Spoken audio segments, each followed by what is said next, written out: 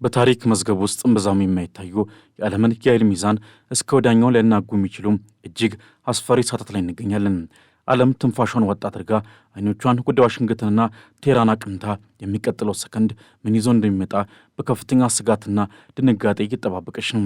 መደምሰስ ወይም ኦብሊተሬትድ እና መጥፋት ዋይፕድ ኦፍ የሚሉ ቃላት በታላላቅ መሪዎች አንደበት እንደ ተራ ሰላምታ በሚለዋወጡበት ምድራችን በባሩድ መርሜላ በቆመችበት አደገኛ የታሪክ ምዕራፍ ላይ ነን። ዶናልድ ትራምፕ የዋይት ሀውስን ምስጢራዊ መጋረጃ ገልጠው ለኢራን አገዛዝ የመጨረሻውንና እጅግ አስደንጋጩን የሞት ደብዳቤ ጽፈዋል። በእኔ ላይ አንድ ነገር ቢደርስ ኢራን የምትባል ሀገር ከምድረ ገጽ ትጠፋለች። ይህ ዛቻ ብቻ አይደለም። ይህ በመላው ዓለም ላይ ያንዣበበ የምጽአት ደመና ነው። ውድ የኦርቢት ሚዲያ ቤተሰቦች እንደምን ሰነበታችሁ? እስከ ዝግጅታችን ፍጻሜ ድረስ አብራችሁን ቆዩ።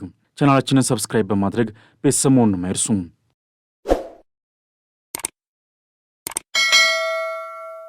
በመካከለኛው ምስራቅ ሰማይ ላይ የተጋረደው የጥፋት ደመና ዛሬ ወደ መሬት ዝቅ ብሏል። የዓለም የፖለቲካ ትኩሳት ጣሪያ በነካበትና የኃያላኑ የቃላት ጦርነት ወደ ብረት ፍልሚያ ለመቀየር ጥቂት ኢንቾች ብቻ በቀሩበት በዚህ አስፈሪ የታሪክ ምዕራፍ ላይ እንገኛለን።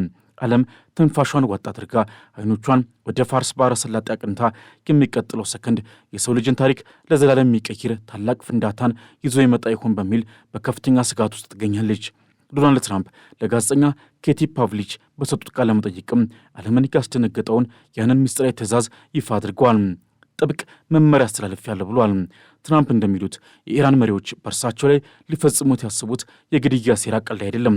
አሜሪካ በ2020 የኢራኑን ጀኔራል ቃሲም ሱሌማኒን በገደለችበት ወቅት የተጀመረው ያ የቂም በቀል አዙሪት ዛሬ ትራምፕን እስከ መግደል ደረጃ የደረሰ ሴራ ሆኖ መመለሱ ሰምቷል።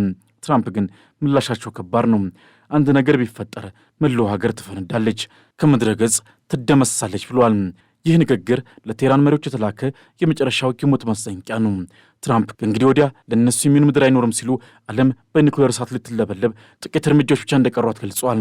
ነገር ግን ነገሩ ከትራምፕ ደህንነት በላይ ሄደ ነው። በኢራን ጎዳናዎች ላይ የሚፈሰው ደም መጠን ዛሬ የዓለምን ሕሊና እየሰቀለ ይገኛል። ለ18 ቀናት የዘለቀው የአሰቃቂ ሕዝባዊ ዓመፅም ዛሬ ወደ ለየለት እልቂት ተቀይሯል። የተባበሩት መንግስታት ድርጅትና የአሜሪካ አምባሳደር ማይክ ዋልዝ እንደሚሉት የኢራን አገዛዝ እስካሁን ድረስ እስከ 18,000 የሚደርሱ ዜጎችን ስለ መግደሉ ይገልጻሉ። ትራምፕ በኢራን ከተሞች የሚካሄዱ ግድያ እንዲቆም በተደጋጋሚ ማስጠንቀቃቸው ይታወሳል። ባሳለፍነው ሳምንት ሊፈጸሙ የነበሩ 837 የስቅላት ቅጣቶችም በአሜሪካው ፕሬዚዳንት ጫና ምክንያት መሰረዛቸው ይታወቃል። አደጋው እዚህ ጋር ነው። ዶናልድ ትራምፕ የመጨረሻ ወይም ዲሳይሲቭ የሚለውን ቃል ደጋግመው የተጠቀሙበት ነው። ፔንታጎንና ዋይት ሀውስ የኢራንን አገዛዝ ከስልጣን ሊወርዱ የሚችሉ ወታደራዊ አማራጮችን እያጠኑ ነው። የአሜሪካ ግዙፍ የአውሮፕላን ተሸካሚ መርከቦችና ተዋጊ ጀቶችም ወደ መካከለኛው ምስራቅ እየተመሙ ነው። ይህ ግንባታ ለተራ ማስፈራሪያ አይደለም።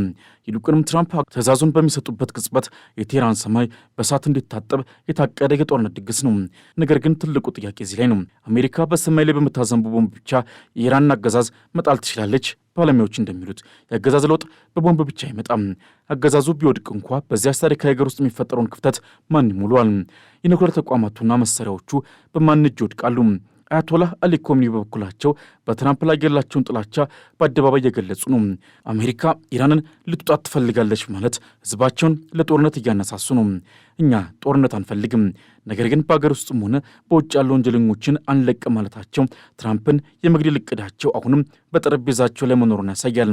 የኢራኑ ፕሬዚደንት መሱድ ፔዜሽኪያን ደግሞ በመሪያችን ላይ የሚሰነዘር ማንኛውም ጥቃት በመላው የኢራን ህዝብ ላይ የታወጀ የለየለት ጦርነት ነው ሲሉ ምላሽ ሰጥተዋል። ይህ የዛቻና የፉክክር ቃና ወደ ብረት ጦርነት ለመቀየር አንዲት ስህተት ብቻ ነው የሚጠብቀው። ይህ በእንዲህ እንዳለ አብርሃም ሊንከን የተባለችው ግዙፍ የአሜሪካ የጦር መርከብ ውቅያኖሶቹን አቋርጣ ወደ ኢራን ደጃፍ እየተመመች ነው። በዮርዳኖስ ሰማይ ላይ የሚታዩት የኤፍ-15 ተዋጊ ጀቶች ናዳ እንዲሁም በቴህራን የሚስጥር ክፍሎች ውስጥ ያለው የመጨረሻው የሞሽረ ዝግጅትም ተጧጥፎ ቀጥሏል። ዶናልድ ትራምፕ የዋይት ሀውስን ምስጢራዊ መረጃ ገልጠው ለኢራን አገዛዝ ጊዜ አልቋል የሚል የሚመስል ወታደራዊ ግንባታ እያካሄዱ ነው። ይህ ድንገተኛ ጥቃት ወይም ሰርፕራይዝ አታክ ነው ወይስ የታላቁ የዓለም ጦርነት መጀመሪያ? የአሜሪካው ግዙፍ የአውሮፕላን ተሸካሚ መርከብ ዩኤስኤስ አብርሃም ሊንከን በሁለት አውዳሚ የጦር መርከቦች ማለትም በዩኤስኤስ ስፑራንስ እና ዩኤስኤስ ማይክል መርፊ ታጅቦ የማላካው ሽመጥን አቋርጦ ወደ መካከለኛው ምስራቅ በከፍተኛ ፍጥነት እያመራ መሆኑ ተረጋግጧል። ይህ ወታደራዊ እንቅስቃሴ ተራ ልምምድ አይደለም። ይልቁንም ፔንታጎን በኢራን ላይ ሊሰነዘር ላሰበው ቆራጥ እርምጃ የሚያስፈልገውን የሰውና የኃይል መሳሪያ ያከማቸ መሆኑን የሚያሳይ ደማቅ ምልክት ነው። በሌላ በኩል ደግሞ በህንድ ውቅያኖስ ላይ በምትገኘውና ዲያጎ ጋርሺያ ተብላ በምትጠራው ምስጢራዊ ደሴት ላይ በርካታ የጭነትና የጦር አውሮፕላኖች በብዛት ማረፋቸው ተሰምቷል።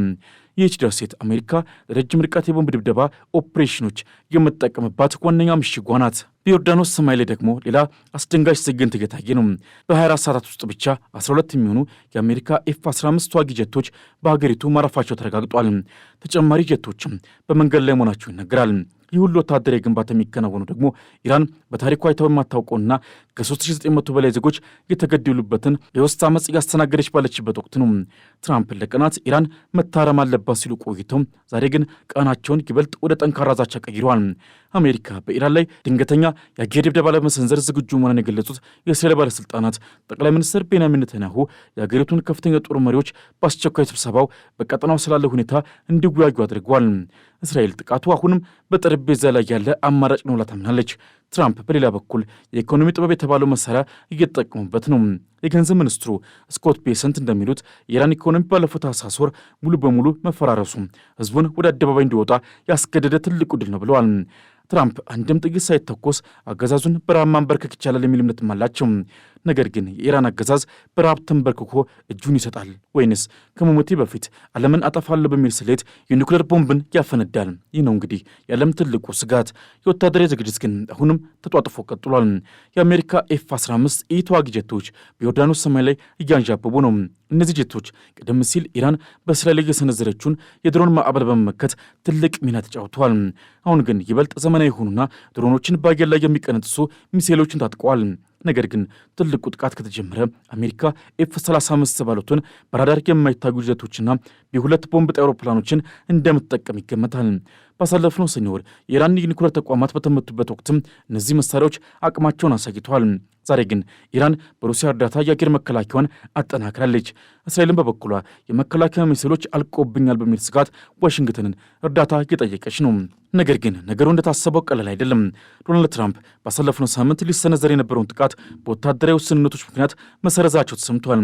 አሜሪካ ባሳለፍነው ሰኔ ወር ላይ በኢራን ላይ ካካሄደችው የ12ቱ ቀናት ጦርነት በኋላ በርካታ የጦር መሳሪያዎቿን ወደ ካሪቢያንና ምስራቅ ኤዥያ አዛውራ ስለነበር አሁን በቀጠናው ያላት አቅም ለረጅም ጊዜ ጦርነት በቂ እንዳልሆነ ለትራምፕ ሪፖርት ቀርቦላቸዋል። ይባስ ብሎም የአሜሪካ የቅርብ አጋራዊ የሆኑት የአረብ ሀገራት ዋሽንግተንን ክፉኛ አስደንግጧታል። እነዚህ ሀገራት የእኛን ምድር ተጠቅመ ኢራን እንድትመታ አንፈቅድም በማለት በሩን ዘግተውባታል። ይህ ዲፕሎማሲ አጣብቂኝ የትራምፕን ወታደራዊ አማራጮች አጥበቡባቸዋል። ኔታንያሁም ቢሆኑ ለትራምፕ በደወሉበት ወቅት ያለ አሜሪካ ቀጥተኛ ወታደራዊ ድጋፍ ኢራን ለምትሰነዝረው አጸፋዊ ጥቃት ራሳችንን ለመከላከል ዝግጁ አይደለንም በማለት ስጋታቸውን ገልጿል። የቃላት ጦርነቱ ግን ከመቼውም ጊዜ በላይ ጫፍ ላይ ደርሷል። ዶናልድ ትራምፕ በኢራን አገዛዝ ላይ ያላቸውን ንቀት በአደባባይ እየገለጹ ነው። በኢራን አዲስ አመራር የሚመጣበት ጊዜ ደርሷል። ኢትስ ታይም ቱ ሉክ ፎር ኒው ሊደርሺፕ ኢን ኢራን በማለት አገዛዙ እንዲወድቅ ያላቸውን ፍላጎት በይፋ ተናግረዋል። ትራምፕ ቀደም ሲል ለተቃዋሚዎች እርዳታ በመንገድ ላይ ነው፣ ተቋሞቻቸውን ተቆጣጠሩ ብለው ቢቀሰቀሱም በሌላ በኩል ግን ቴህራን 837 እስረኞችን በስቅላት ለመቅጣት የነበራትን እቅድ ለጊዜው ማዘግየቷን እንደ ትልቅ ድል ቆጥረውላታል። መሪው ካደረጋቸው ውሳኔዎች ሁሉ ምርጡ ውሳኔ ሰዎችን አለመስቀሉ ነው ሲሉ በፌዝ መልክ ተናግረዋል። ትራምፕ የኢራኑን መሪ አያቶላህ አሊ ኮሜኒን በሽተኛ ሰው ሲክ ፐርሰን ሲሉ ጠርቷቸዋል። ሊደርሺፕ ኢዝ አባውት ሪስፔክት ኖት ፊር ኤንድ ዲዝ፣ መሪነት ስለ መከባበር እንጂ ስለ ፍርሃትና ሞት አይደለም በማለትም ያገዛዙን የጭካኔ እርምጃ ክፉኛ ኮንነዋል። አያቶላህ አሊ ኮሜኒ ግን በዝምታ አላለፉም። በኤክስ ገጻቸው ላይ ትራምፕን ወንጀለኛ ሲሉ ከሰዋል። በኢራን ሕዝብ ላይ ለደረሰው እልቂትና ጉዳት የአሜሪካው ፕሬዚዳንት ተጠያቂ ነው ብለዋል። ኮሜኒ እንደሚሉት ትራምፕ ሁከት ፈጣሪዎችን እንደ ኢራን ሕዝብ ወኪል አድርገው ማቅረባቸው ይቅር የማይባል ስድብ ነው። አሜሪካ ብቃት ካላት የገዛ ሀገሯን ትምራ፣ ኢራን ውስጥ ጣልቃ አትግባ በማለትም ለትራምፕ የመለሱላቸው ምላሽ የሁለቱን ሀገራት ግንኙነት ወደ ለየለት ጠላትነት ቀይሮታል። ኮሜኒ አክለውም የኢራን ሕዝብ አሜሪካን አሸንፏል በማለት የድል አርማቸውን ለማውለብለብ ሞክረዋል። በኢራን ጎዳናዎች ላይ የሚፈሰው ደም ግን እውነታው ሌላ መሆኑን ይመሰክራል። አመፁ የጀመረው በታህሳስ ወር በቴህራን ግራንድ ባዛር ውስጥ በኢኮኖሚ ብሶት ምክንያት ነበር። ነገር ግን ያ የዳቦ ጩኸት በፍጥነት ወደ ለየለት የፖለቲካ ቢወት ተቀይሯል። የኢራን 31ዱም ግዛቶች በቁጣ እሳተ ገሞራ ታጥበዋል። ራና እንደሚለው እስካሁን በጸጥታ ኃይሎች ጥቂት 3919 ሰዎች ተገድለዋል። ሌሎች ምንጮች ደግሞ የሟቾች ቁጥር 5000 መሻገሩንና ከእነዚህ መካከል 500 የሚሆኑት የጸጥታ ኃይሎች መሆናቸውን ይናገራሉ። በአጠቃላይ 24669 ሰዎች ታፍሰው ወደማይታወቁ እስር ቤቶች ተወስዷል ይላል። ይህ እልቂት ከ1979 አብዮት ወዲህ የታየ ትልቁና ዘግናኝ ክስተት ነው። ኢራን ዛሬ በዲጂታል ጨለማ ውስጥ ትገኛለች። መንግስት ከጃንዋሪ 8 ጀምሮ ኢንተርኔትን በመዝጋቱ በየመንደሩ የሚፈጸመው ግፍ ለዓለም እንዳይሰማም ተደርጓል የሚባለው ሐሳብ ከምዕራቢያን በኩል ይደመጣል። ምንም እንኳን የተወሰኑ የአገር ውስጥ ድረገጾች ቢከፈቱም ኢሜይልና ማኅበራዊ ሚዲያዎች ግን አሁንም እንደተዘጉ ናቸው። ቴሄራን፣ ሺራዝ እንዲሁም ኢስፋሃን በምሽት በለቅሶና ሞት ለአምባገነኑ በሚሉ ጩኸቶች ይናወጣሉ። አገዛዙ ሁኔታው በቁጥጥር ስር ነው ቢልም በየመስኮቱ የሚሰማው የህዝብ ቁጣ ግን አሁንም አልበረደም። የኢራን የፍትህ ስርዓት ደግሞ ሙሪብ በአምላክ ላይ ጦርነት ያወጁ የተባሉ ዜጎችን በስቅላት ለመቅጣት ዝግጅቱን አጠናቋል። አሁን ትልቁ ጥያቄ አሜሪካ ምን ታደርጋለች የሚለው ነው። የኢራኑ ፕሬዚደንት መሱድ ፔዜሽኪያን ማንኛውም ጥቃት አሰቃቂና የሚቆጭ ምላሽን ያስከትላል ሲሉ አስጠንቅቋል። በመሪያችን ላይ የሚሰነዘር ማንኛውም ጥቃት በመላው የኢራን ህዝብ ላይ የታወጀ የለየለት ጦርነት ነው ብለዋል። ኢራን ለዚህ ቀን ስትዘጋጅ የቆየችው በሺዎች የሚቆጠሩ ሚሳይሎችንና የሽብር መረቦችን በመዘርጋት ነው። አሜሪካ ጥቃት ከሰነዘረች የፐርሺያ አንበሳ መላውን ቀጠና ወደ አመድነት የመቀየር አቅም እንዳለው ለዓለም እያሳየ ነው። የቀድሞው የአሜሪካው አምባሳደር ዳን ሻፒሮ እንደሚሉት ትራምፕ አንድ ትልቅና ድራማዊ እርምጃ ለመውሰድ እያሰቡ ሊሆን ይችላል። ትራምፕ ለኢራን ህዝብ የገቡትን ቃል ለመፈጸም ሲሉ ምናልባትም የኢራኑ የበላይ መሪ አያቶላህ አሊ ካሚኒ ኢላማ ሊያደርጉ ይችላሉ የሚለው ግምት የሰውን ደም የሚያቀዘቅዝ ሆኗል። ነገር ግን እንዲህ አይነቱ እርምጃ አገዛዙን ይጥሏል ወይንስ ይበልጥ ወደ ለየለት አምባገንነትና የኒኩሌር ጦርነት ይገፋዋል? ይህ ነው እንግዲህ የዓለም ትልቁ ቁማር። ትራምፕ አሜሪካንን ወደማይወጣበት የረጅም ጊዜ ጦርነት መክተት አይፈልጉም። ነገር ግን የኢራን መሪዎች በሽተኛ ናቸው ብለው ስለሚያምኑ የመጨረሻውን የቀዶ ጥገና ጥቃት ሊሰነዝሩ ይችላሉ። የአሜሪካው ኤፍ-15 ጄቶችና የጦር መርከቦች ዛሬ በቃታው ላይ ናቸው። ባለፈው ሰኔ ወር የኢራን ኒኩሌር ተቋማት በተመቱበት ወቅት አሜሪካ አቅሟን አሳይታለች። ዛሬ ግን ኢራን ለበቀል ተዘጋጅታለች። እስራኤልም ቢሆን የመከላከያ ሚሳይሎቿ ተሟጠው በማለቃቸው ማንኛውም የኢራን ምላሽ ለቴል አቪቭ የሞት ደብዳቤ ሊሆን እንደሚችል ተሰግቷል።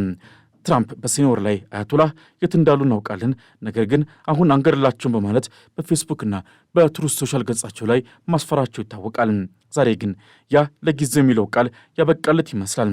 በዚህ ታላቅ የአያላን ቁማር ውስጥ አንድ ስም በተደጋጋሚ ይነሳል፣ ሬዛ ፓህላቪ፣ የቀድሞው የኢራን ንጉሥ ልጅ። ትራምፕ ግን ፓህላቪ የኢራን ህዝብ በአንድነት ሊመራ ይችላል በሚል ላይ ጥርጣሬ አላቸው። ኢራን አዲስ መሪ ያስፈልጋታል ቢሉም ያ መሪ ማን ሊሆን እንደሚችል ግን እስካሁን ግልጽ አላደረጉም። ዋይት ሀውስ አገዛዙ የመጣል ዕቅድ ቢኖረውም ከዚያ በኋላስ ምን ይከሰታል የሚለው ጥያቄ ግን መልስ የለውም። የጂኦፖለቲካዊ ስጋት ተንታኙ ራምዚ ማርዲን እንደሚሉት አገዛዙን መምታት ቀላል ሊሆን ይችላል፣ ነገር ግን ሀገሪቱን ማረጋጋትና የኒውክሌር ተቋማቱን መጠበቅ የማይታለም ፈተና ነው።